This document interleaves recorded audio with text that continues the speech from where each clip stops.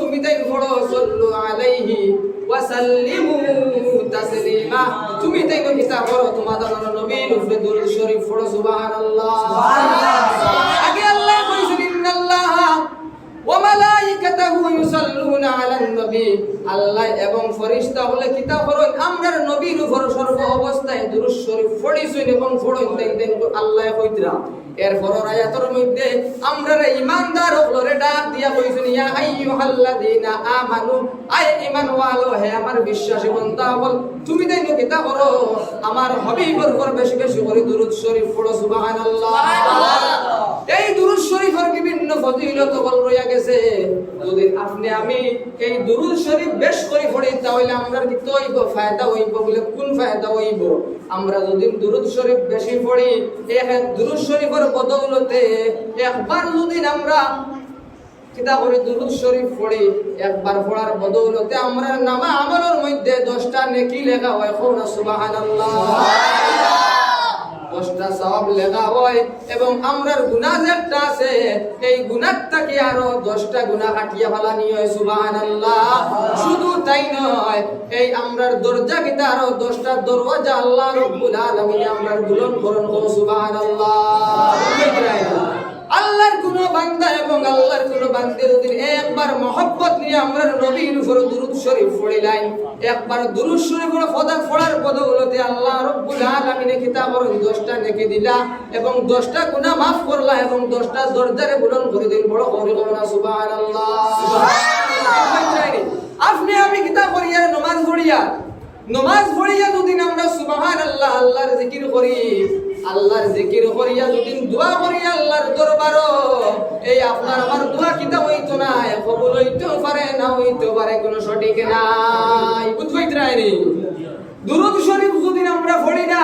আল্লাহর খালি স্মরণ করি আল্লাহর জিকির করি করিয়া যদি আল্লাহর দরবার হাত উঠাইয়া দোয়া করি এই দোয়া কিতা হইতো না আপনার আমার কবুল হইতে পারে না হইতে পারে কোনো গ্যারান্টি নাই কিন্তু দুরূদ শরীফ যদি পড়িলাম পড়িয়া যদি আল্লাহ রাব্বুল আলামিনের দরবার হাত উঠাইয়া দোয়া করো আল্লাহ রাব্বুল আলামিন আমরার দোয়ারে খালি মিলাই দেন না কবুল হয়ে যাবে সুবহানাল্লাহ সুবহানাল্লাহ বুঝাইছো নি কিতা কইছি দুরূদ শরীফ যদি পড়ি আমরা এই দোয়া আল্লাহ কিতা করেন না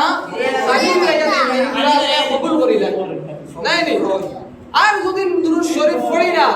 নামাজের পরে হোক কোন ইবাদতের পরে হোক আল্লাহর দরবারে আমরা কিতা করি দোয়া করি এই দোয়ার যদি পরে দুরূদ শরীফ ছাড়া এই দোয়া কবুল হইতেও পারে না হইতেও পারে গ্যারান্টি নাই আর দুরূদ শরীফ পড়িলে মনে করিলে এই দোয়া আমার কবুল হই যাইব নাই নি এর লাগি আমরা কিতা করতাম সর্ব অবস্থায় দুরূদ শরীফ পড়িতাম বেশি বেশি করে দুরূদ শরীফ যদি পড়িতাম বাড়িতাম হইলে আল্লাহর রাসূল সাল্লাল্লাহু আলাইহি ওয়াসাল্লামের সঙ্গে আপনার আমার কি হইব মহব্বত বাড়িব নাই দুরূদ শরীফ যদি বেশি বেশি করি আমরার দিল যেটা আছে আমরা কলব যেটা আছে আল্লাহর জিকির করতাম তৎসঙ্গে আমরা আমরার নবীর উপর বেশি বেশি করে দুরূদ শরীফ পড়িতাম তাহলে আল্লাহর জিকিরে আর নবীর দুরূদ শরীফে আমরার কলবর জঙ্গার যেটা আছে ইখলাস হই যাইব নাই নি আমরা গুনাহ করছি গুনাহ করতে করতে অনেক অসংখ্য গুনাহ করি লাইছি এখন আল্লাহর দরবারে আমরা ইবাদত করি আর আল্লাহর কাছে খান্দা গুনাহ করি আর আয় আল্লাহ আমরার জিন্দেগীর মধ্যে অনেক গুনাহ করেছি আপনি আমরার জিন্দেগীর সমস্ত গুনাহরে maaf করে দেন আমরা কই নাই তখন আমরা কিতা করতাম সুবহানাল্লাহ একটা তাসবিহ আছে এই তাসবিহ আপনি বারকা 100 বার পড়বা নতুবা 1000 বার পড়বা আস্তাগফিরুল্লাহ ইন্নাল্লাহা গফুরুর রহিম পড়বা